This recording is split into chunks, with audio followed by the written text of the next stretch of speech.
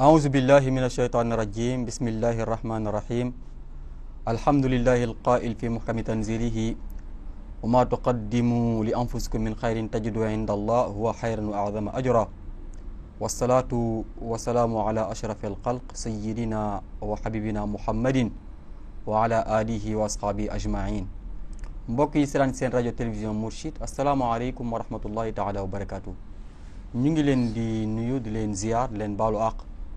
di leen dalal encore une fois ci seen émission bi nga xam ne moom ngeen baaxoo di topp fii ci Mourchid TV mu dellu rek ci wàllu laayee biir comme ni ngeen ko xamee rek laayee biir nekk émission boo xam ne dafay jàngat al fiqh wal islaami ci ñaari taxawaayam mooy ibadatan wa muamalatan loolu moo tax jamono bu nekk rek mu am benn bunt bu ñu ubbi am ñu fi dalal am jàngat yuñ ci def la dogal na donc rek ñu am ci bunt boo xam ne dañ ci ñëw dugg incha allah muy dellu rek ci wàllu finance islamique waaye tey ñu am benn ci produit loo xam ne dañ koy ber mu tudd al waqf yàlla dogal na il y a de cela 4 ans mën naa wax ne donc defoon nañ ci waxtaan waaye mu am nax ay avancées yu mu am fii ci Sénégal moo tax ñu war ci defaat beneen taxawaay ak beneen jàngat loolu moo tax tey ñu def benn plateau boo xam ne dañ fi dalal ñaari borom xam-xam yàlla dogal na suñu benn invité bi sax exigul mi ngi ci yoon bi waaye soreetul mais suñu beneen invité bi dañuy tàmbali ak moom moo nekk suñu càmmoñ di docteur Ahmed Lamine Aaj docteur Ahmed Lamine Aaj expert la en finance islamique en même temps mu nekk di liggéey ci haute autorité du waqf fii ci Sénégal yàlla dogal moom mooy nekk le responsable chargé de la cellule juridique waaye tamit ak lu dellu ci wàllu partenariat incha allah mu lañ fi dalal suñu ñaareelu invité bi dekk docteur Moustapha Wayel ñëwagul waaye rek ñu présenté ko donc moom tamit mu nekk donc moustachar tarbawi waaye tamit yàlla dogal fële ci Daara Kokki ñoom seen projet waqf yi nga xam ne moom la ñuy amal moom moo ko yore nekk responsable bi xam naa rek incha allah dañuy bàyyi suñu invité di docteur Ahmed mu nuyoo bu noppee ba noppi ñu wax ne nan la ñu fas yéene tërale incha allah waxtaan bi tey mi plateau bi docteur Ahmed ñu ngi lay nuyu di la bàyyi nga nuyu ak téléspectateurs yi. jërëjëf oustaz Mbaye bismillah walhamdulillah wasalaatu wasalaamu ala rasulillah wa alihi wa sahbihi wa man wala rabbi shrah li sadri wa yassir li amri wahlul uqdatan min lisani yafqahu qawli oustaz ñoo ngi lay delloo nuyoo yi di la sant ci invitation bi nga xamante ne bi moom ñu ko jagleel fii ci plateau bi ak waxtaan bi am solo bi nga xamante ne bi dañ koy suivre tout le temps mu doon ay jàngat yu am solo yu ñu fiy def ci plateau bi donc ñu am mbégte toog fi tey nar a waxtaan ak yow ànd ci ak ñi nga xamante ne ñoom ñooy téléspectateurs yi ak téléspectatrices yi di leen tamit nuyoo di leen wax salaamaaleykum ñoom ñëpp nar a waxtaanee tamit tomb boo xamante ne bii bu am solo la comme ni nga ko annoncé mooy li nga xamante ne mooy waqf di ñaan tamit borom bi lépp liñ fi wax ci ay kàddu mu doon loo xamante ne li dafay njëriñ askan wi barakallahu fiik mbokk yi docteur Ahmed Lamine Aaj moo nekk noonu donc rek yàlla dogal na c'est pas la première fois mën nañu wax ne mosoon nañ ko fi dalal il y a de cela 4 ans waaye mi ngi nekkoon ci beneen thème delloon ci wàllu pèlerinage la philosophie du pèlerinage tey nag ñu daal ko ci beneen cadre mu dellu ci wàllu waqf mbokk yi boo leen déggee baatu waqf baatu arab la mooy waqf donc jaadu nañu xam mooy lan comme te yàlla dogal na tamit ci wàllu lislaam la ñuy wax il faut comme ñu wax jàngat ban mashruuc ya la am mooy sur wàllu sharia mais tamit ban importance la am importance bi dina ko indi ci ñaari pàcc benn bi mooy ci wàllu diine beneen bi mooy ci wàllu pénc incha allah waaye tamit dinañu am yi nga xam ne dinañ ko jàngat surtout ci wàllu tey autorité du waqf nga xam ne tey mi ngi fii Sénégal lan mooy taxawaayam ñu war ko gën a xamante ak mbokk yi mais dina ñëw également ci cadre juridique bi nga xam ne waqf si lay tegu ndax képp ku wax donc àtte ci wàllu islam rek am na yoo xam ne tëral nañ ko ci wàllu islam cadre juridique boobu dinañ ci ñëw fu ñu jeexale incha allah mooy dellu ci wàllu réalisation yi ci wax fi ñu toll incha allah xam naa rek dañuy tàmbali docteur baatu al waqf baatu arab la baatu wax arab la ñu bëggoon xam d'abord lan lay signifier ak tamit ban cëslaay muy mashru'iyya la am ci wàllu diine am al waqf. jërëjëf oustaz boobu laaj la boo xamante ne bu am solo dana sawar tamit tontu ci. effectivement baatu waqf donc su ma ko épelé ci arab mooy waaw xaaf fa mais su ma ko liwee ci français mooy WAQF ñu naan waqf donc ñu bëri dañuy laaj ci lan mooy li nga xamante ne waqf effectivement ni nga wax loolu la baat la boo xamante ne bi baatu arab la non seulement baatu arab la waaye baat la boo xamante ne miinuñu koo dégg. miinuñu ko dégg waaw danañ dégg li nga xamante ne moom mooy hajj danañ dégg li nga xamante ne moom mooy zakat. ay baat la arab mais rarement ñu dégg li nga xamante ne mooy baatu waqf. donte kon nag am na ay dëkk yu bëri yooyu dem ci dëkk jullit yi. ñoom boo nee waqf. xam nañ ko parce que dafa bokk ci seen i làkk. boo demee tey Turquie. duñu ay arab mais nga ne wakif. xam nañ ko nga dem Indonésie ne wakaf ñoom la ñuy wax xam nañ ko boo demee Malaisie ñu ne wakaf xam nañ ko parce que dafa bokk ci seen culture naturellement ñun fii tamit ndongo daara yi xam nañ ko donte kon nag boo delloo ci suñu téere yi am na beneen baat bu ñuy faral di utiliser bu bokkul ak waqf mooy xabs donc boo déggee ñaari baat yooyu waqf wala xabs ça revient au même moo tax boo demee ci dëkk yi nekk ci côté Orient bi seen ministère yi nga xamante ne ñooy gérer waqf ministère des waqf la ñuy tudd mais boo demee lu mel ni Maroc ministère des habs la ñuy tudd la ñuy utiliser le terme habs ñaari termes yooyu yëpp nag c'est des termes yoo xamante ne yi c'est des termes consacrés danañ ko fekk ci li nga xamante ne li moom mooy sharia alors bu ñu waxee li nga xamante ne moom mooy waqf mooy lan alors baat bi ci boppam waqf mooy daaj benn mbir taxawal ko arrêté ko fixé ko benn place loolu mooy baat bi buñ ko delloo ci kàllaamay arab mais loolu rek doyut pour ñu xam lan mooy waqf ak lan lay wundu alors buñ ko delloo ci techniquement bëgg a joxe benn définition ci li nga xamante ne moom mooy waqf danañ wax ni mooy xeetu alal boo xamante ne bi nit ki da koy génnee jagleel ko askan wi wala jagleel ko kenn ci askan wi ba pare tamit jubli ci li nga xamante ne moom mooy jaamu borom bi yemu ci la nga xamante ne moom la génnee jagleel ko askan wi tamit fexe ba mu doon loo xamante ne li dafay continuer di wéy du doon loo xamante ni dañ koy utiliser ci saa si consommer ko mu jeex loolu moom mooy waqf donc bu ñu déggee définition boobu lim ñuy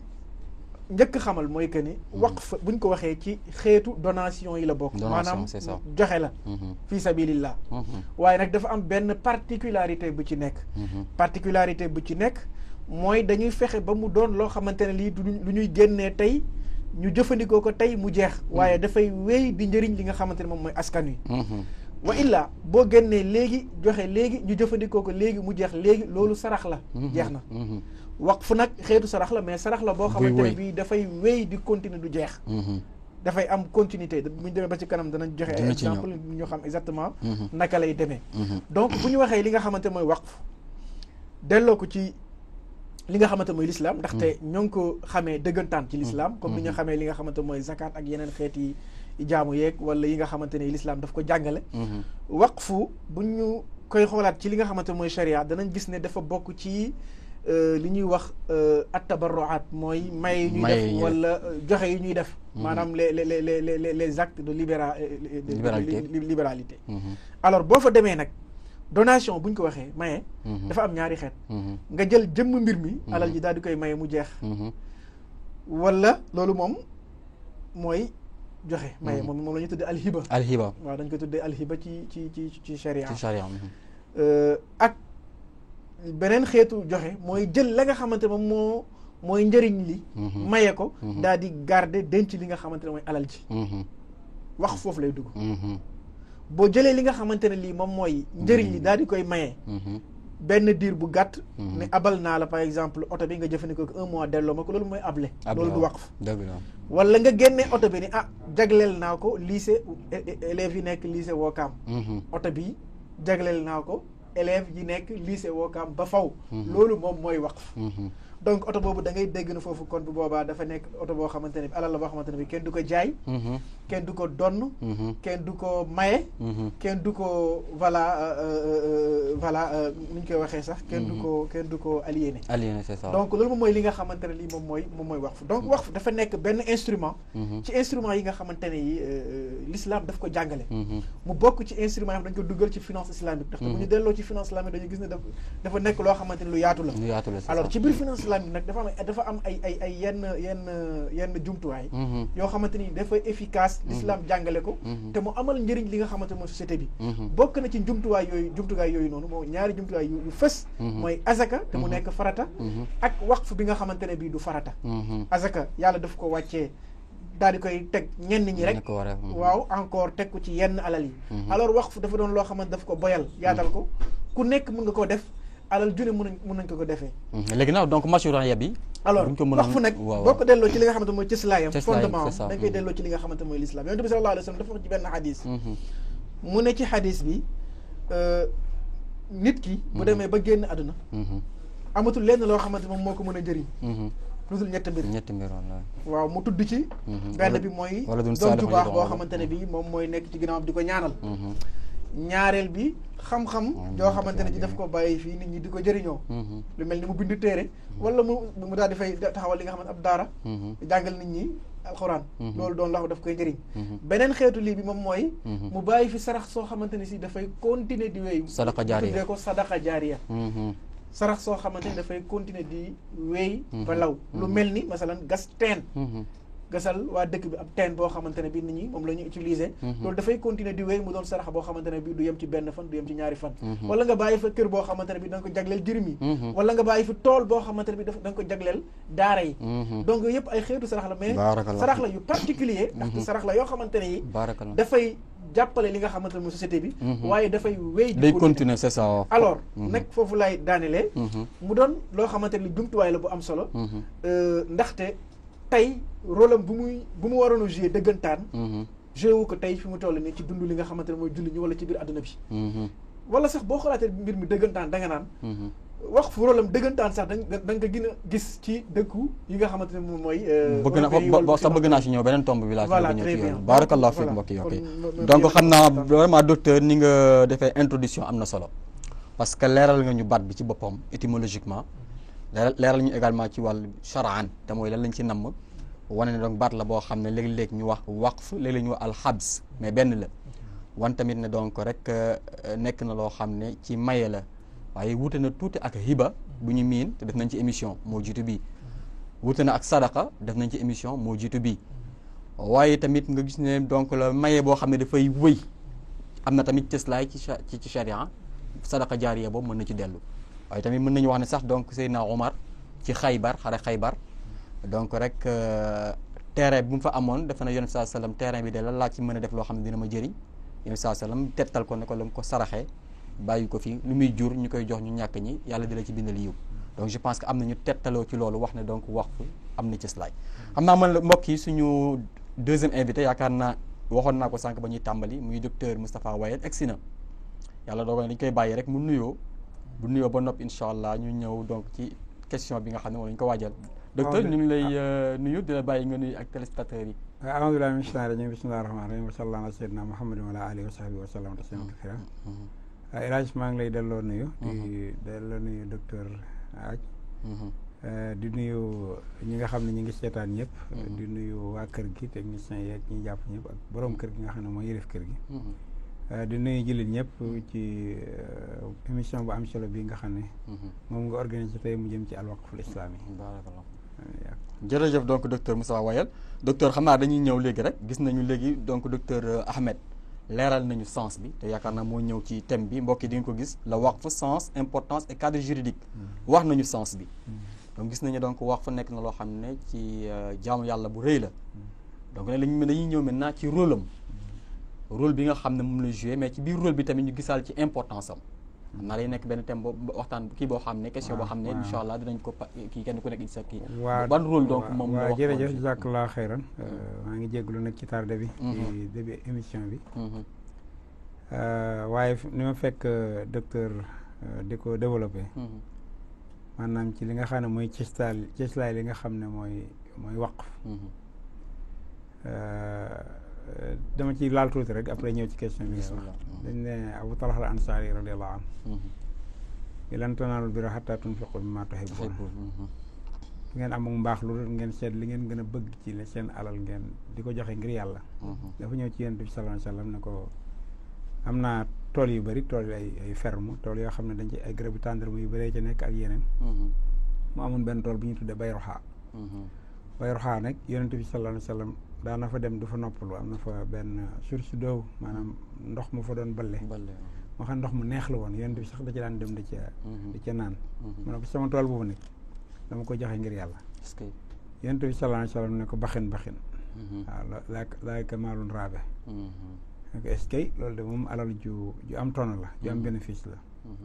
waaye da nga koy def ci say bokk ñi nga xam ne ñoo ñàkk loolu ciy tegtal yi la. importance yu waqf nag buñ ci bëggee ñëw dañu xool tuuti lu mu jëriñ ci lislaam. xam nga docteur ju ñu ne fi biiru Usmaan radiyallahu anhu nga xam ne jullit ñi ña moomoon teen ba dañ leen di xatal. kon communauté musulmane bi ñi am ak ñi ñàkk ñëpp amoon nañ problème ci fu ñuy amee ndox ndax am loo jàpp taxul nga mën a am ndox. mu daal di jënd teen boobu daal di koy joxe ngir yàlla. ne kon nga gis ne kon léeg-léeg dafay am ay buntu yoo xam ne yi société bi nit ñi dañ koy soxla ci seenu dundin te kenn ku ne mënu koo amal sa bopp. léeg-léeg buntu yooyu waqf da koy sakk. xam nga Sénégal moom bu ñuy wax ci borom xam-xam surtout ñi nga xam ne ci tasawuf lañ gën a maylu dañuy tuddee Abu Hamid al-Ghazali. bëri na lu ñu koy cité. Ghazali moom xam-xam bu bëri boobu waqf moo ko yar. daara ji nga xam ne yi nga xam ne Nizaamul Malik moo ko sose woon dafa ay awqaaf.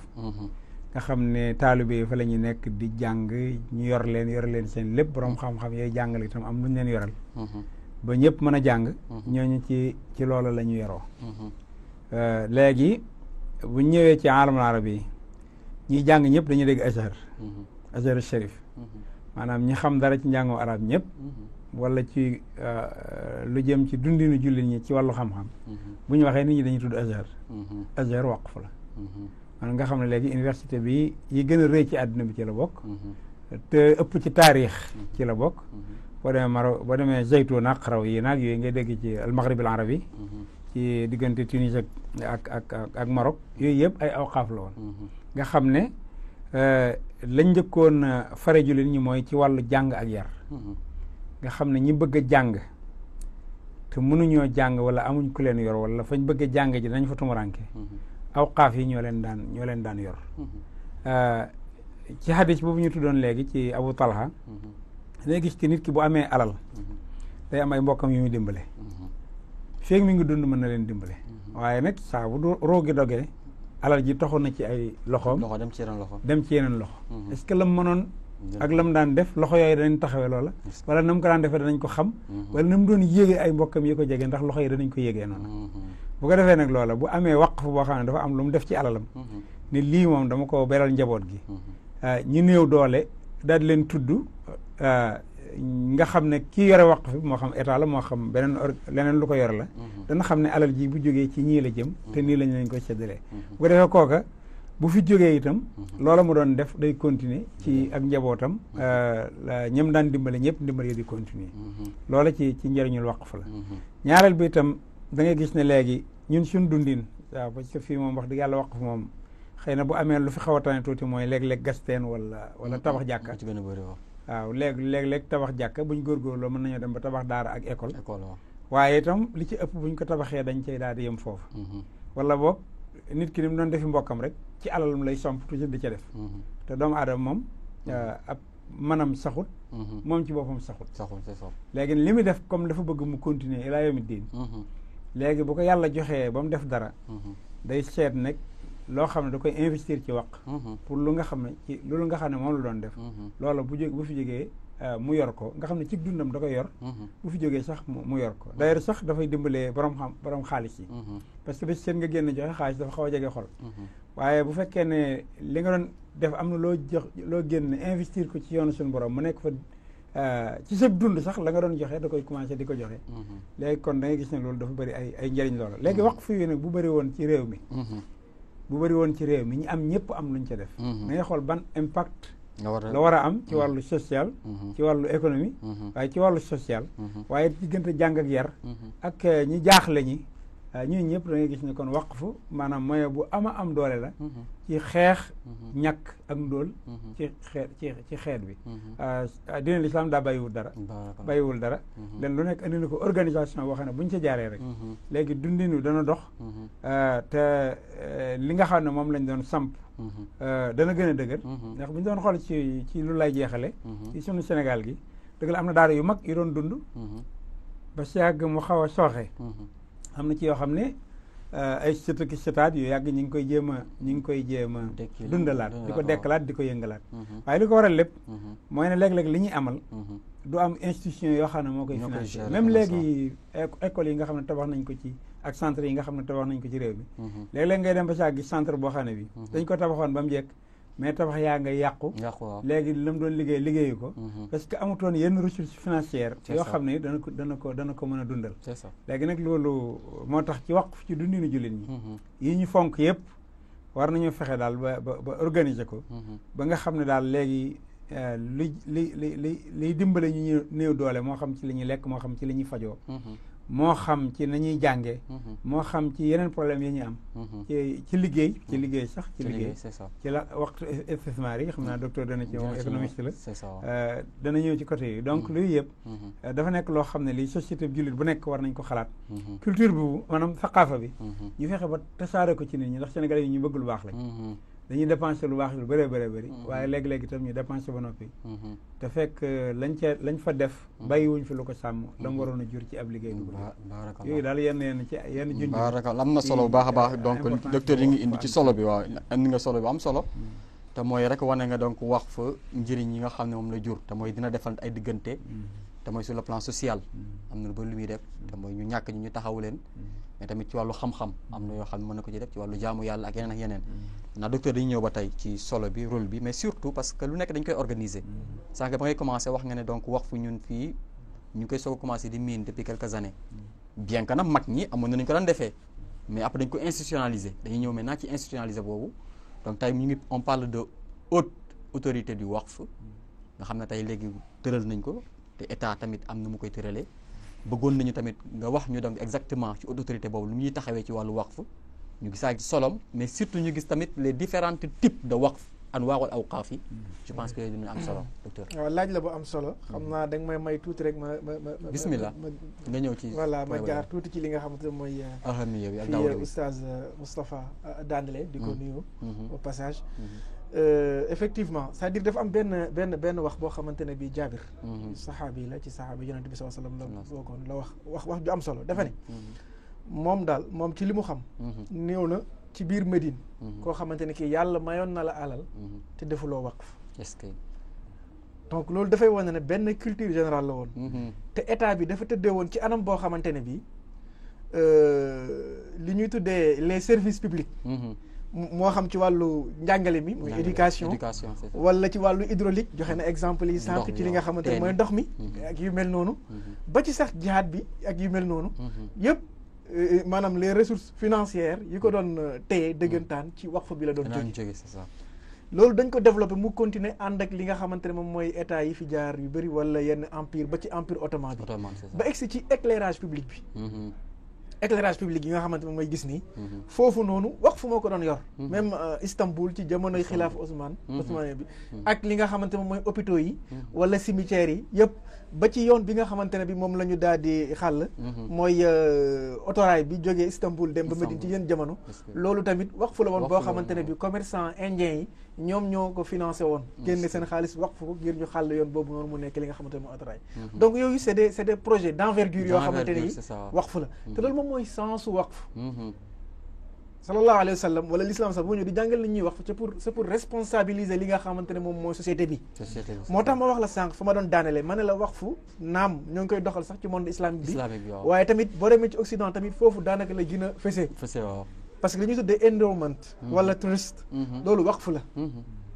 moo tax les top 10 maanaam 10 universités yi nga xamante ne moom moo ñoo raw tey ci àdduna bi ñoom tudd ay Oxford rek ñoom Cambridge ñoom ñëpp seen système de fonctionnement waqf lay doxee c'est ça balaa ñu ubbi benn chaire wala benn programme faaw ñu am benn assiette boo xam waqf boo xamante ne dañuy andi fonds dugal ko ci ñu andi benn 1 million de dollars wala 2 millions de dollars dugal ko daal di koy jagleel li nga xamante mooy programme bi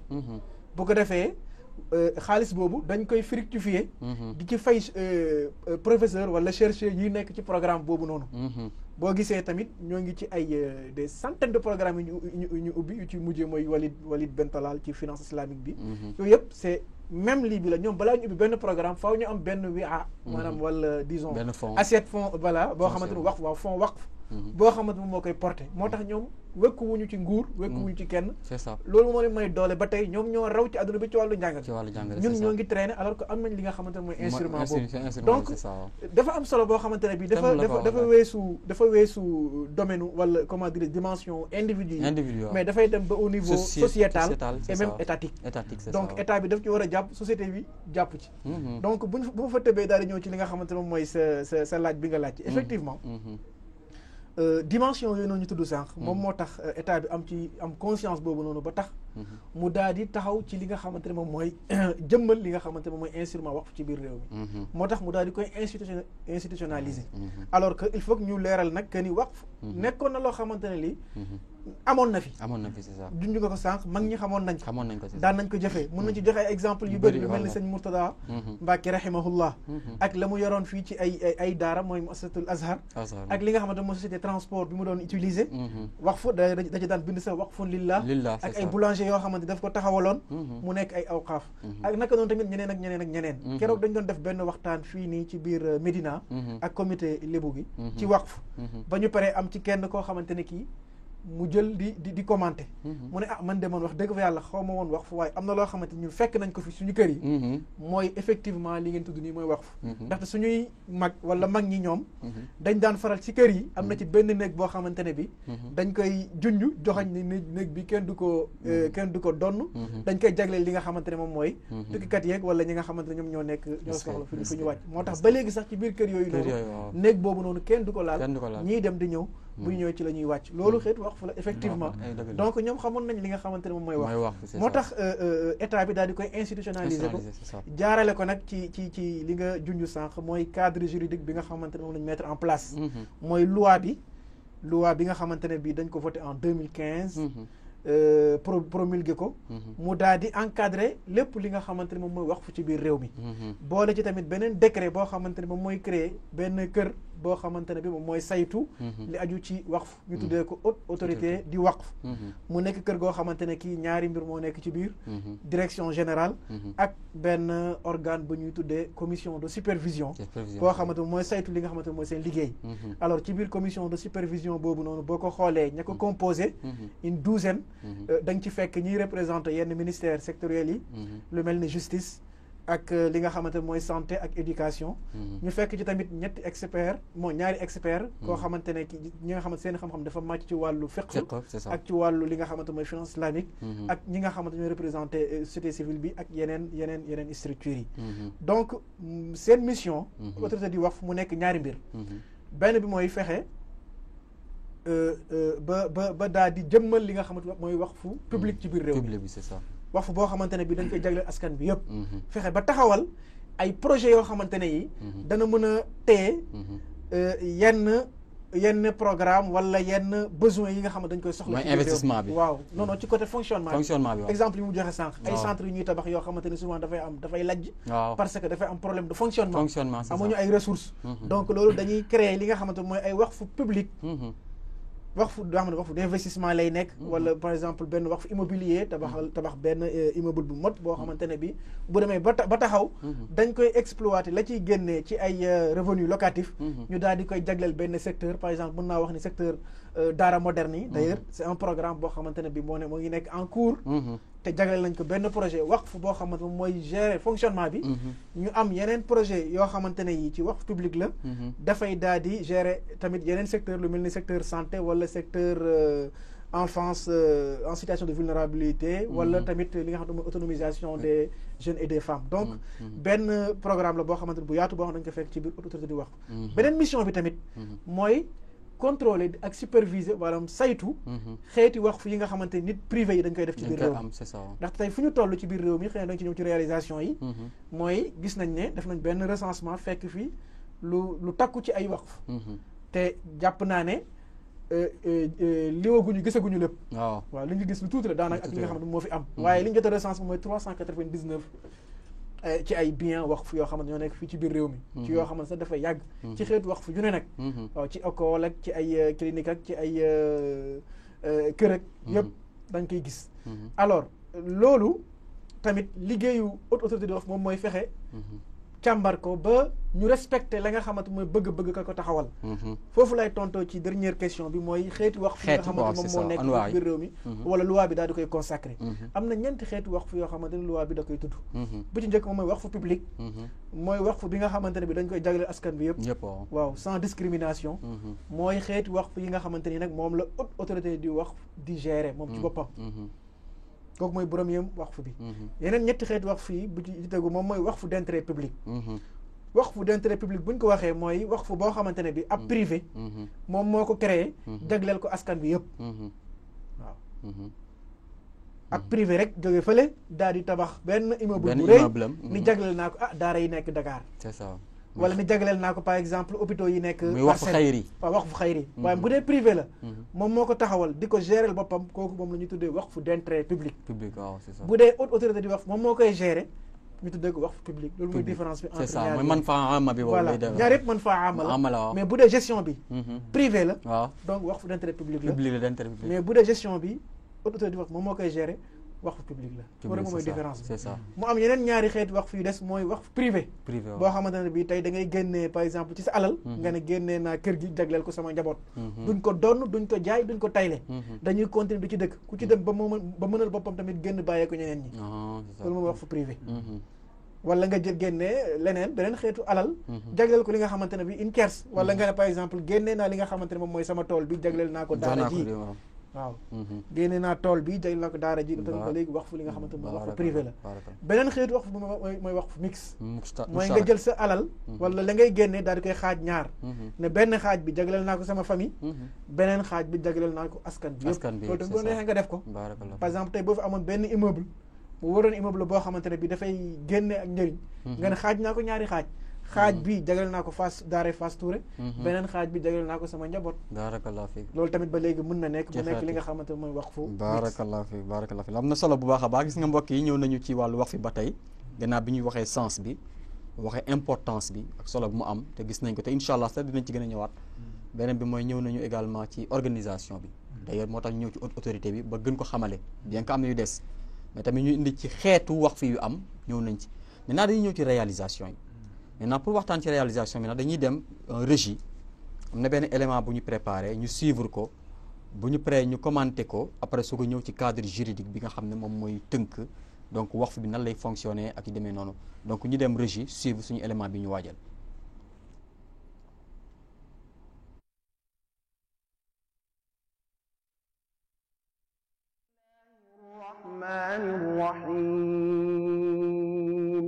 am nañ ci jàmm yàlla yi ñoom génn nañ àddina wante waa àddina di ñu dañ mukk di leen tudd ndax seeni ay jëf yu baax yu amal njëriñ ñuy dund te loolu yi ñu jaarale ko ci lii ñuy tuddee al waqful islaami yi nga xam ne bu ñu ko doon tekki ci gàttal dañu wax ne mooy jël gi jaam bi di jël alalam wala lenn ci alalam jagleel ko nit ñi mu doon seenuk njëriñ ñu koy jëriñoo te xaaru ci lenn lu dul ngërëmal sunu borom tabaraka wa taala loolu tax daara bu Koki ci ndimbalal association bi ëmb ñi génnee ci daara ja ak ñenn ñi ci way defal yàlla yi daal di taxawal ab waqfu jagleel ko daara ji boobu waqfu nga xam ne docteur Moustapha Wayal moo ko jiite di jéem ci amal mébét ak faj soxlay daara ji te loolu yi nekkoon bëgg-bëggu al Cheikh Ahmad Saghir Lo rahmatullahi alayhi mi mos a wax ne cey bu ma amoon am tabax mu rëy fa gën ca Ndakaaru ba lu fa génne ma indi ko fii ci daara ji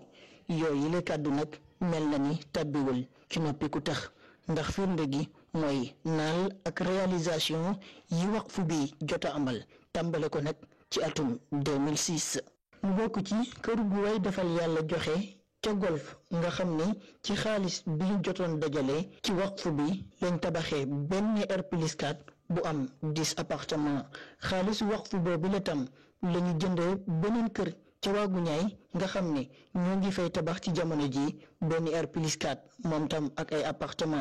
am niki noonu yeneen waqf di ay kër yoo xam ne El Hadji Abdou Aziz Sy la moo ko joxe ci alalam jagleel ko ay waajuram boppam ak ñenn ci njëgëñaaleem yooyu la kër nekk ca Parcelles Assainies benn bi ca unité 19 ñaareel bi ca unité 18 ak bi nekk unité 13 nga xam ne foofii la école franco-arabe bi nekk bu dee mëbët yu ñu am nag te bëgg koo jëmmal di ko xaar ci waqf bi ak ñenn ci way defal yàlla yi muy terrain bu yaatu bu daara ji am ca Liberté 6 mu toll ci 1100 mètres carrés bëgg fa tabax complexe wala sax centre El Hadji Ahmed Sakhir Lo di yëngu ci wàllum njàng ak formation professionnelle njàng ma di tàmbalee ci jardin ba ci université boole ci ay terrain yu ñu amee sa Thiès Mbour ak Louga nga xam ne ñoo ngi ci gëstu bi ñeel financement bu ñu leen tabaxee waaye mu am beneen ba ëpp solo muy projet bi administration bu Koki am ci 40 hectares yi nekk foofee ca kër Momar Sarr ca Louga bëgg faa def benn ferme boo xam ne la fay génn mbay.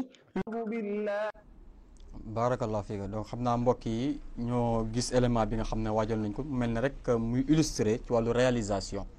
donc li benn réalisation la boo xam ne ci waa daaray Koki ñoo ko réalisé te yaakaar naa mbokk bi toog di docteur Moustapha Wayel donc yàlla doole nga mu nekk responsable ci loolu moom peut-être am na lu mu ci war a mën a wax donc dañuy ñëw de benn tour de table ça ci wàllu réalisation yi ñu mën ko xool lan lañ ci war a mën jàngat ak nan lañ ko war a mën a gën a mën a améliorer ba mu war a mën a jouer rôle bu fondamental ci suñu réew aussi bien sur le plan économique que même nit ki tamit bu demee suñ ko kanam borom parce que ñaar yooyu moo ci am nit ki da koy def ngir yàlla ko tey ëllëg yàlla fay ko yiw muy sadaqa jaariya mais également mu nekkaale sur le plan économique am lu mu ci dolli donc ñu def tour de table bi tàmbale d'abord docteur. waaw jërëjëf Oustaz El Hadji Omar waaw élément bi de comme li nga wax rek dañoo bëgg mu wane li nga xam ne nit ñi buñ jéemee war nañ koo mën a réaliser comme ni mu ko junjee rek xam sax daan ko wax ci dundam daa nettali sax ne ci ca Ndar am na ku fa tabaxoon jàkka ju mag a mag ñu koy wax wala jumaa ñu koy wax Alaaji Góora moom du ko daan nettali ci dundam mais bi mu tabaxee ba noppi ba joxee caabi yi borom xam-xam yi ne ko des na nag mu ne lu des ñu ne ko da ngay tabax ci peggam kër goo xam ne lenn li taalibe yi amul fuñ dëkk danañ ci dëkk lenn li ñu koy luye la cay génn lu yàqu ci jàkka ji ñu defar ko mu daal di ànd ci seen wax jooju daal di tabax kër ci pegg jàkka ji exemple bu daan ko jox mooy comme li nga wax ne amoon na ci réew mi dafa tolloog nag dañ koo développé waaye ñun 1980 la suñu association bi juddu woon 80 ba 2006 li ñu am rek mooy dajale ndimbal yóbbu daara yi ñu consommé mu jeex en 86 nag la ñu xalaat ne tey ñoo taxawal waqf bi yaa ngi fàttaliku docteur Mohamed Ahmed Lo jazaahullahu xayran ci ñu yëkkatiwaat mbir mi ci la wokk ñu ko dekkalaat parce que moo fi ñëw ne sëriñ bi mbir mii pour mu dox mun da ñàkk waqf ñu commencé xalaat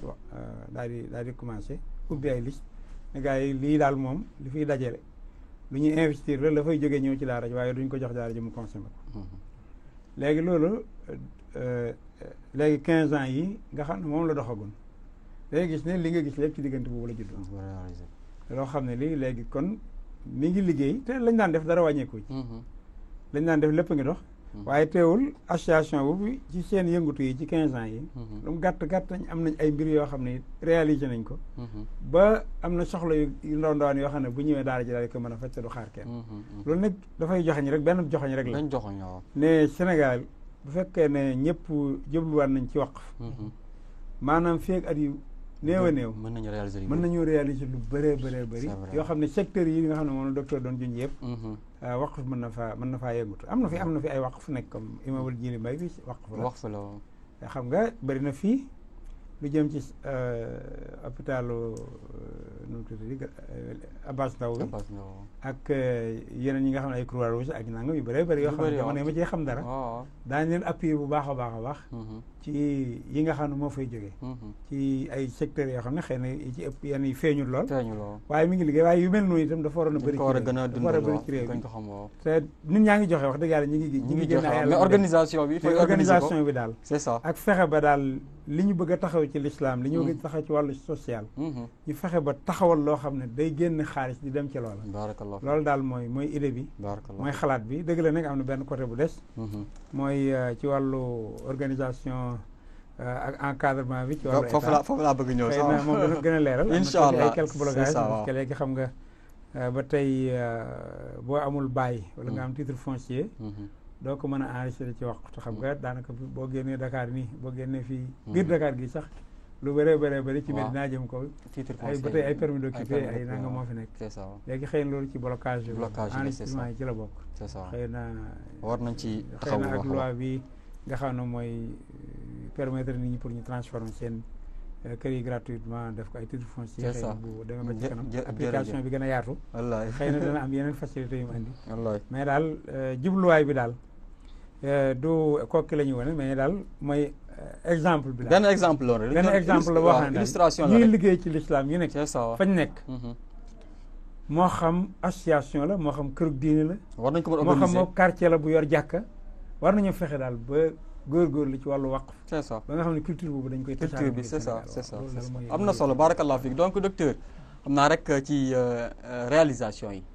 waaw donc je pense que tey wane nañ fi ay réalisation par rapport ak réalisation yi donc yow lan nga ci mën a wax ak tamit est-ce que am na réalisation yoo xam ne mën nga ko teg suñu loxo tamit yoo xam ne war nañ ko mën a gis par rapport à ça macha allah exemple bi exemple la bu am solo la boo xamante ne bi dañ koy touché voilà di ci teg suñu bët man d'ailleurs gars yi dañuy faral di wax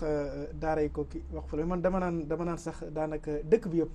Madina waqfiya la parce que boo xoolee ni muy doxee moom bu koy waxee sous le contrôle kii oustaz Moustapha Woyal ni ñuy def ay extension di dem da ngay xool ni maanaam dëkk bi yëpp daanaka dëkk waqfu la c'est ça dafay servir li nga xamante moom moo taxoon ñu daal di sos li nga xamante moom mooy daara ji ak li ci jëm donc loolu la xeetu waqfu la boo xamante ne bi vraiment dafa mun nañ ci roy li ma la waxoon sànq boo xoolee ci biir réew mi am na ay tamit waqfu yu bëri yoo xamante ne yi dañ ko fekk ne woon naa la 399 li ñu jot a recensé officiellement alors wax na fi waqfu Baye Gora bi nga xamante moo nekk Ndar daanaka ci waqfu yi gën a yàgg te ñu formaliser ko la bokk waaw bañ ko recensé gis nañ ne te moom daf ko formaliser woon ci jamono jooju xaw 1929 xaw 1939 daanaka ñu bëri amuñu woon xalaat boobu moom amoon na xalaat formaliser ko lu tax formalisation bi tamit am ci solo mooy boo génnee nii def naa ko waqf yem ci kese formaliser woo ko sécuriser woo ko bu boobaa boo demee ba génn àdduna say njaboot mun nañ ñëw daal di koy xëccoo ñu daal di koy aliéné waat daal di koy seddoo ñu daal mu jeex waqf bi dafay jaar daal di naax saay mu jeex alors pour nga sécuriser ko nag il faut nga daal di formaliser li nga xamante ne moom mooy waqf bi loolu moo tax cadre juridique bi daal taxaw donc ñu ne nit ñi nga xamante ne dañoo am ay waqf wala dañoo bëgg a defi waqf nañu dem formaliser ko pour éviter sécuriser li nga xamante mooy seen i bëgg-bëgg ndaxte boo formaliser da nga sécuriser alal ji waaye tamit sécuriser li nga xamante mooy sa souhait par rapport ak alal ji parce que yow tey boo tabaxee sa tabax dañ jox exemple tabax nga ne tabax bii man daara yi laa ko jagleel du ñu xëy suba ni danañ ci sédd li nga xamante mooy ASC yi mënatuñ ko parce que dañ ko formaliser ñu daal di koy bind ñu ne lii daara yi ñoo ko moom keneen bokku ci keneen ku dul daara yi bu ci bokkee tamit dañ koy daal di bu ci duggee dañ koy daal di génne donc il faut nga sécuriser li nga xamante moom mooy sa souhait sécuriser li nga xamante moom mooy sa alal par rapport ak li nga xamante moom mooy adduna ndaxte gis nañ fi ñu bëri defoon lu mel noonu waaye dañ ko mujjee seddu léegi nag lu waa moom li mu wax moom mooy képp koo xamante ne da nga am alal bëgg koo waqfu da nga koy formaliser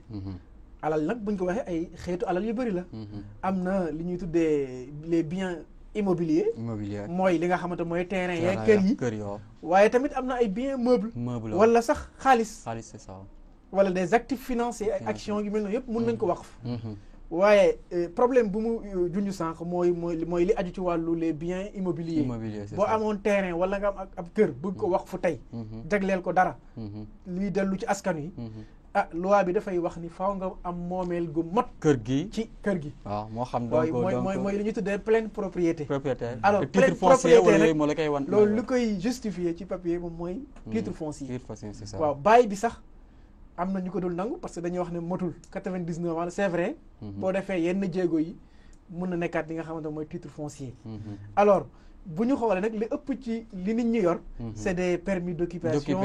wala délibération ak yu mel noonu donc loolu boo demee ci notaire bi du ko nangu parce que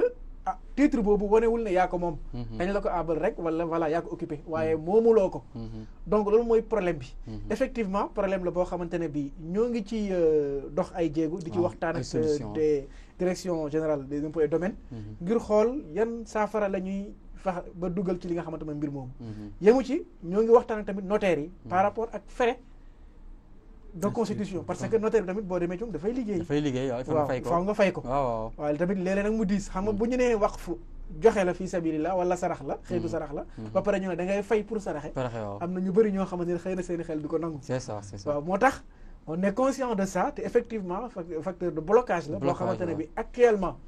ñoo ngi waxtaan ak notaire yi def nañ ci ay atelier ak ñoom ba ñoom am nañ li nga xamante mooy conscience par rapport ak point boobu ñoom sax déjà mettre nañ en place comité boo xamante ne moo ciy gëstu xool ban solution lay def ba day yomb ci li nga xamante ne moom mooy sénégalais yi nga xamante ne ñoo bëgg a constituer waqf te nag ñoom pour ñu mën ko def dafay jël temps parce que dañuy décider ba pare delloo ko ministre de la justice ñu yóbbu ko assemblée nationale daal di koy voté mu nekk ab loi ndaxte tarif yi nga xamante ne moom la notaire yi def ay loi la donc il faut mu jaaraat li nga xamante mu assemblée nationale dafa nekk benn circuit boo xamante ne bu yàgg bu gudd la waaye ñun déjà ñoo ngi ci liggéey ci li nga xamante ne moom mooy côté boobu waaye fi ma bëgg insister rek mooy ñëpp ñi nga xamante ne ñi am nañ ay waqf nañu fexe ba dox ay jéego ba daal di koy formaliser pour sécuriser ko wa illa nañu jàpp ne au jeu de la loi du waqf ndaxte boo waxee waqf rek mooy loo xamante ni c'est formel moom nag moo ngi fii ci biir réew mi réalisation yi nga gis nii ci la bokk waaye nee nga sànq ndax am na yeneen réalisation mën naa la jox beneen exemple tamit encore bu leer fii nii boo xoolee ci Bourguiba bi am na immeuble booy romb foofu noonu ñu def waqf ci kaw kooku ñi ko moom mooy ONG Al Khayriya te waa famille Sëñ Abbas Sall ñoom ñoo ko taxawal te mu nekk waqf boo xamante ne tamit exemple la bu am solo ndaxte dafa li ko tax a jóg mooy fexe ba assurer fonctionnement orphelinat yi nga xamante ne ñoom la ñu taxawal c'est ça muy jirim yi voilà jirim yi nekk ci jàng donc orphelinat yooyu tamit dafa soxla ñu lekk ñu naan fay courant toppatoo leen donc fonctionnement boobu noonu immeuble bu mel noonu ak place position bi mu nekk dafay générer ay revenus yoo xamante moom mooy couvrir fonctionnement boobu noonu te kooku noonu tamit ñoom ONG bi ñoo ngi ciy def tamit mbir yu bëree bëri ci immeuble bi ak yeneen te loolu tamit daf ñuy jox daf may permettre ma joxe beneen misaal ne woon naa sànq bu ñu waxee waqf du rek li nga xamante mooy suuf si waaye mun na nekk waqf monétaire te tey moom moo gën a dox ci biir adduna bi exemple bi mu joxe sànq mooy loolu mooy nga ñëw daal di andi li nga xamante ne mooy lii bi ne ayca ku nekk na def ci li nga xamante ne moom mooy ci mbir mi ku andi 100 francs ak ku andi 1000 francs ak ku andi 10 000 buñ ko dajalee mu nekk ab milliard wala ñu dajale ko mu nekk benn 500 millions bu boobaa mun nañu def lu leen neex waaye tamit danañ xam ne lépp lu ñu ci mën a def waqf la léegi xaalis boobu mën nga ko jël daal di ciy tabax immeuble waqf la da nga ko investir xaalis bi 500 millions yi jàppal ne waqf la duñ ci saraxe duñ ko may kenn wala di ko lii mu jeex dépenser mu jeex mun nañ ci tabax ab kër jënd ab kër mun nañ ko jël daal di koy placer ci benn ci benn lii banque islamique par exemple muy jur li nga xamante moom mooy lii la muy jur nag moom la ñuy delloo ci cause bi nga xam ne moo tax ñu koy def moo tax tey boo xoolee ci àdduna bi waqfu monétaire bokk na ci li gën a fës sax amoon na ay jamono waqfu immobilier mooy suuf seeg kër yeeg tool yi ñoo gënoon a fës waaye léegi nit ñi dañoo gën a jublu ci waqfu monétaire boo demee ci dëkk yu mel ni Malaisie wala yu mel ni Indonésie lu bëri ci seen i mbir ci wàllu par exemple jàppale étudiants yi jàppale li nga xamante ne moom mooy orphelinat yeeg wala les besoins sociaux ñoo ngi ko sukkandiku ci li nga xamante ne mooy système waqf monétaire mooy waqf buñ ko waxee nag mooy boo xamante ne bii wax dëgg fa yàlla ku nekk mën nga ci dugal sa loxo même ku nga xamante ne kii amuloo doole waaye am nga yéene bi waaw ku am yéene bi génnee 100 francs ne man dugal naa ko ci waqf bi yàlla daf la koy dencal 100 francs bi da lay topp ci la ba li nga xamante ne mooy bés donc loolu tamit nañ ci bàyyi xel bu baax a baax xam ne rek mbir mi yemul ci suuf waaye xeetu alal yëpp gën na yaatu mun na nekk gën na yaatu moo tax gis nga boo xoolee souvent ñàkk communication moo des moo tax je pense que plateau bi mel nii dina am lu mu ci joué mooy tey Sénégal am na ñu bëri ñu war a mën a réaliser parce que bëgg nañu diine nit ñi tamit bëgg nañu am lu ñu jiital pour ëllëg mais malheureusement xamuñu ko buñ ko xamoon ñu wutal leen cadre bi wutal leen donc organisation bi mën nañ ko réussir xoolal tey exactement ci yàlla daara yi fii am xoolal ba ci tey télévision Mourchid TV nga xam ne tey ci wàllu chaîne des valeurs mi ngi wax ci wàllu diine tey ci wàllu waqf mënoon na ci dellu nit ko am donc alalam wala ñu dajee tey defar benn immeuble ne tey lii ñoo ko def donc loo xam ne nag fonctionnement bi lépp lu mu jur mais ci wàllu donc cause lay doon mu continuer amul kenn ku koy moom mais day nekk loo xam ne société bi yëpp ñoo ci bokk donc je pense que yu mel noonu nekk na yu am solo donc lan ngay dolli également donc docteur par rapport ak li mu wax mais surtout ci cadre juridique bi parce que cadre juridique bi je pense que am na solo ndax bu ñu waxee donc al waaqif indi al mawquuf indi alayhi indi shay'ul mawquf mais tamit dafa am siira donc yooyu tamit am na ci ay charte xam naa duñ dugg ci détails yi sax parce que gis lire naa donc seen comment dirais-je code bi nga xam ne donc c'est fait de 22 pages avec 69 donc articles yoo xam ne dina ko organiser je pense que temps bi duñ ko may pour ñu dugg ci mais dina amaatee benn occasion ñu ñëw ci articles yooyu gën ci dugg mais cadre juridique bi ak blocage yi ci am tamit moom def nañ ci ay rencontre ak autorité bëri bokk naa ci yoo xaw a bëri ci lu ñëwoon nañ problème yi muy wax yëpp donc booba soxna Alimatu Diop moo fi nekkoon waaye daanaka association islamique yi ak ñu yore ay waqf yëpp maanaam problème boobu lañ mooy bi ñu gën a am daal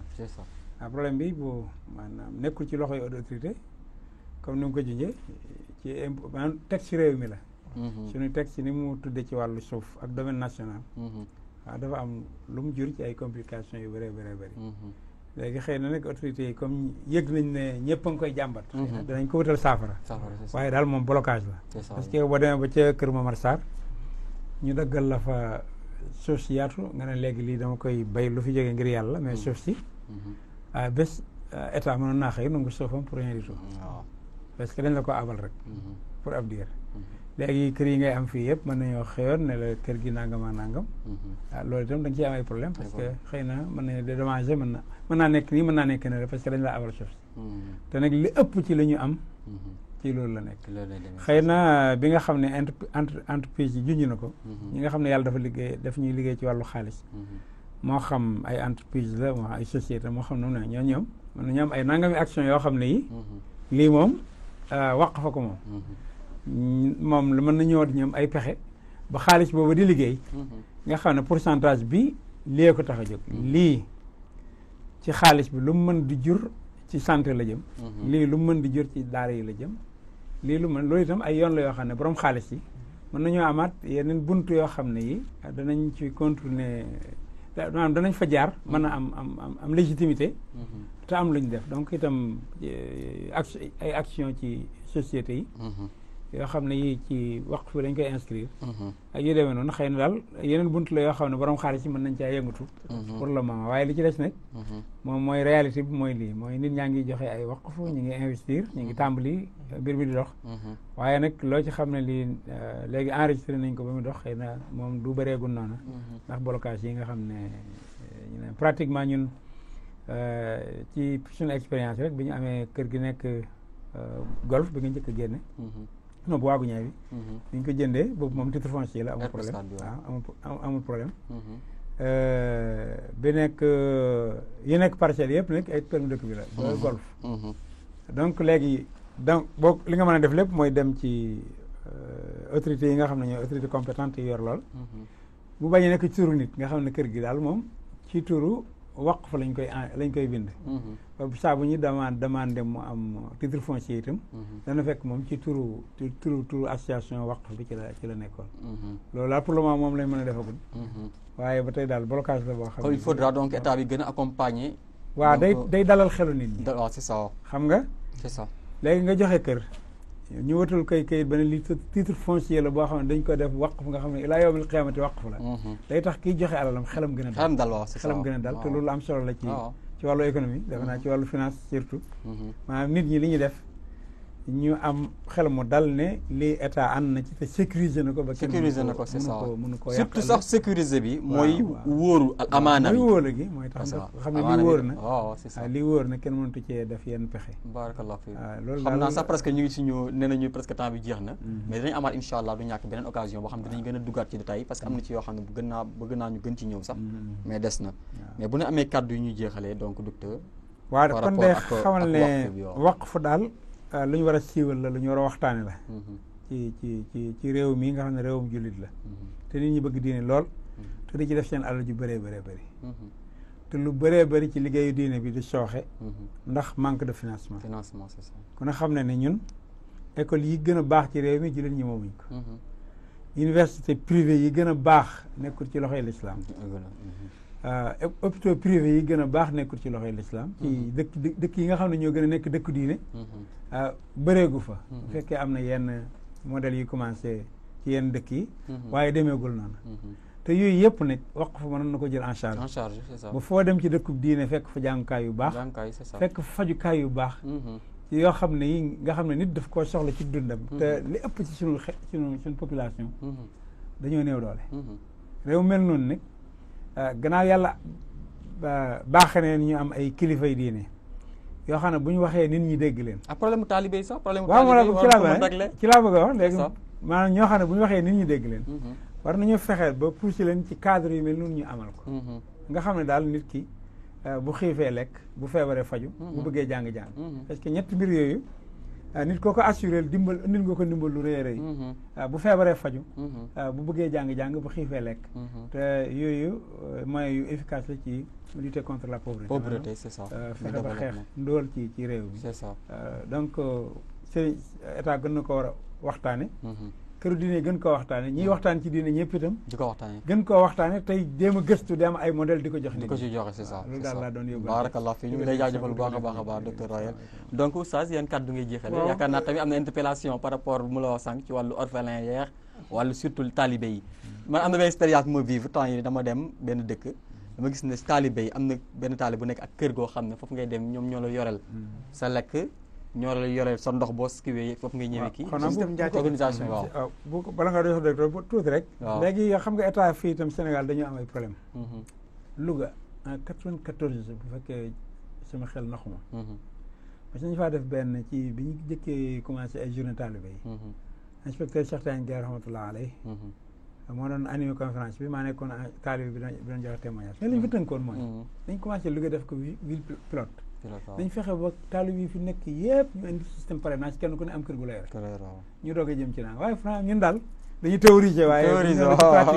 waaw c'est ça alors que mën nañu régler problème yooyu au lieu rek ñi nekk di yuuxu ak di kaas ak yooyu voilà donc man fi may daanelee rek mooy si ñaari interpellation bi benn bi li nga xamante ne moom mooy taalibe yi ak li nga tudd effectivement ci biir autorité di wax waxoon naa sànq bokk na ci suñu mission fexe ba daal di jëmmal wala taxawal li ñuy tuddee ay waqfu public maanaam yu ñu jagleel askan bi yëpp alors ci biir loolu déjà ñun am na li ñu programme ci buntu boobu te koy nar ko dugal ci li nga xamante waqfu monétaire boo xamante ne bii danañ ko lancer incha allah ci lu dul yàgg te li ko tax a jóg juróomi secteur la war a servir secteur bu ci njëkk moom mooy enfance en situation de vulnérabilité buñ ko waxee nag taalibe dañuy daal dugg ci biir jirim yi dañuy daal di dugg li nga xamante ne moom mooy ci biir ba ci tamit ñi nga xamante ne xale yi nga xamante ne yi bokkuñ ci taalibe yi bokkuñ ci li nga xam mooy orphelin yi dañuy dugg ci secteur boobu noonu moom mooy premier secteur boo xamante ne bii fonds boobu dana ko servir ñaareelu secteur boobu mooy santé mooy jàppale ci nit ñi ci yenn soit tabax ay poste de santé wala def ay équipement ci poste de santé yeeg centre de santé yeeg yu ni mel wala jàppale sax ñi nga xamante ne ñooy faju te néew doole ñetteelu secteur bi moom mooy hydraulique mooy fexe ba dëkk gox yi nga xam ne dañu am jafe-jafe ci wàllu ndox ñu utal leen soit ay forage wala gasal leen ay teen ak yu mel noonu. ñeenteelu secteur bi moom mooy éducation. foofu tamit dañuy appuyer côté li nga xamante ne moom mooy daara yi. et d'ailleurs sax ci cadre boobu tamit am nañ projet li nga xamante ne mooy 14 daara yi ñu war a tabax ci biir 14 régions yi. juróomeelu lii bi moom mooy fexe nag ba jàppale ñu tuddee autonomisation des jeunes et des femmes. c'est ça mooy ñi nga xamante ne ñi tamit dañoo toll ci war a am liggéey. te amuñu li nga xamante ne mooy xëy. jàppal leen appuyer leen ci formation ba pare fayal leen jàngal leen naka la ñuy wute liggéeyee. ak yu mel noonu ba pare boole leen ak structure yi nga xamante ne ñoom ñu financé pour ñu mën a doxal seen bopp. c'est ça muy ci ndaw ñi tamit di ci jigéen ñi. donc 5 secteurs yooyu noonu boo ko xoolee daanaka. dafay daal di làmboo. besoin yi nga xamante ne yi moom la tudd sànq. te la nga xamante moom mooy lii boobu noonu. mooy fond boobu nag li koy alimenter mooy lan voilà la vraie question te moom mooy répondre yi nga xam ne mooy communication bi li alimenter lii boobu noonu d'abord c'est l'état oui appui bi muy def budget bi ci investissement bi ak yu mel noonu c'est ça bu weesoo état bi tamit ce sont les privés waaw ku nekk def ci ak entreprise yi moo tax ci biir cadre juridique bi am na ci ay dispositions yu nekk ci biir code général des impôts yi incité ñi nga xamante ne ñi am nañ ko wala mën nañ ko def li nga xam génne dugal seen loxo ci li nga xamante ne moom mooy waqf public bi c'est parce que am nañ tey dañoo inscrire li nga xamante ne moom mooy waqf public comme dafa bokk ci ñi nga xamante ne ñi boo leen joxee dañ koy déduire ci benn app bi bien sûr dañ koy déduire ci li nga xamante ne moom mooy say impôt c'est ça c'est ça donc loolu dafay inciter li nga xamante ne moom mooy société yi tamit ngir ñu ñëw daal di joxe li nga xamante ne mooy li ñu mën d'ailleurs maa ngi fàttaliku foofu la daanele mooy communication bi buñ ko waxee haute autorité di waqf en tant que kër bi nga xamante moom mooy gérer waqf bi am na ci part bu rëy te moo ngi préparer yenn stratégie yoo xamante ne moom lay taxawal pour lancer campagne de communication ci anam boobu noonu tàmbale ko ci partenariat yi ñuy def di ci ànd ak association yi lu mel ni Ajawoo Jàmm mooy communicateurs yi nekk ci biir télé yeeg rajo yi ànd ci tamit ak ñi nga xamante moom mooy ligue des imams et prédicateurs du Sénégal waaye tamit communication la boo xamante ne bi tamit ñi ci war a jiitu mooy imam yi ustaas yi sëriñu daara yi ak ñi nga xamante ne ñoom ñooy xutba ci biir jàkk yi ndaxte maa ngi fàttaliku am na benn émission bu ñu doon def di waxtaanee li nga xamante mooy waqf monétaire bi di expliquer nit ñi que ni déjà ci biir autorité di waqf am na fa képp koo xamante ne bëgg nga ci bokk mun nga par exemple di def li nga xamante ne moom mooy ay check-off ci sa salaire 1000 francs par mois nañ ko virer directement ci compte waqf monétaire beeg yu mel noonu mais ba ñu defee émission ba pare dafa am ñaari soxna yu jóge seen i banque c'est des banquiers nee na ñoom dañ ko doon déglu nii rek di liggéey ñu ñëw àndaale seen chèque bëgg a tàmbali ci jour boobu noonu 5000 par mois ci seen diiru seen carrière ba pare nag dam bi daf ci am lu mu ci boole mu ne moom yàgg na déglu oustaz mais mosul dégg kuy wax lu waral loolu mu nag kooku da nga koy delloo li nga xamante ne oustaz lu tax ñuy waxtaanee lépp te duñu waxtaanee li nga xamante ne mooy wax kon kooku tamit man damay interpellé waat oustaz yi seeni waxtaan nañ ci boole li nga xamante ne moom mooy instrument yooyu waqf bi ak zakat bi ak instrument yi nekk ci biir yi nga xam ne finance islamique c'est ça te dafay jàppale nit ñi ngir defaraat bu baax a baax li nga xamante ne mooy seen barakallah fi jërëjëf donc ñu lay jaajëfal bu baax a baax donc docteur Ahmed Lamine Ath di jaajëfal également suñu docteur di docteur Moustapha Wayel donc ci wuy bu ñu wuy ci suñu donc woote ñu waxtaanoon tey rek ci wàllu donc le waqf sens importance et cadre juridique au Sénégal donc jàmbar du yam fii nag parce que dina am ci yeneen ñuy ñëw même ñu ngi dugg donc incha allah ci finance islamique ak produit yi benn par benn dinañ ko jël am na ñu ko xalaatee yëpp ba ci donc azaka ak yeneen produit yëpp incha allah dinañ ci ñëw benn par benn donc incha allah xam naa rek li nga wax dafa am solo mooy communication bi je pense que lu am solo la mais surtout tamit volet yi mooy bu amee rek ak tamit mu am surtout kóolute parce que nit a ngi yore xaalisam bëgg ko rek mais bu amul kóolute donc du ko génne joxe ko surtout que quand on parle de état ba wax état laïque donc beneen problème je pense que débat bi du fi yam dinañ ko amaat beneen occasion incha allah pourquoi donc on dit que on a un état laïque ba pare muy dugg ci wàllu wax mais incha allah beneen débat la loolu incha allah mbokk yi ñu ngi leen di jaajëfal délégation générale du président yëpp dinañ ci ñëw incha allah waaw parce que dafa am solo gis nga ba ci man zakat maa ngi ci bind naa ci livre joxe sax ay propositions yoo xam bu ñu ko defee incha allah war na ma nekk lu efficace et efficiente def naa ko maa ngi ko bind ci arab di ko bind bi français kazalika mais yooyu yëpp wal na leen c'est des choses yoo xam ne war nañ ci di waxtaan xool donc ay solutions par rapport à ça mbokk yi ñu ngi leen di jaajëfal yéen tamit topp bi ngeen doon topp seen émission Laye Biir tey ñu dalaloon fi donc suñu ñaari docteurs yi doon waxtaan ci wàllu waqf di remercier également équipe technique bi yëpp yi nga xam ne ñoo ñu accompagner donc ba ñu réussir émission bi ndax yàlla dogal na ñun ñooy feeñ waaye ñoom ñooy les soldats inconnus du ñu feeñ waaye ñooy réaliser yëpp donc di leen jaajëfal bu baax a baax dinañ jox rendez-vous incha allah ci beneen émission beneen gan ak beneen thème wa inna ila rabbika al muntaha wa salaamu aleykum wa rahmatullahi taala wa barakatuhu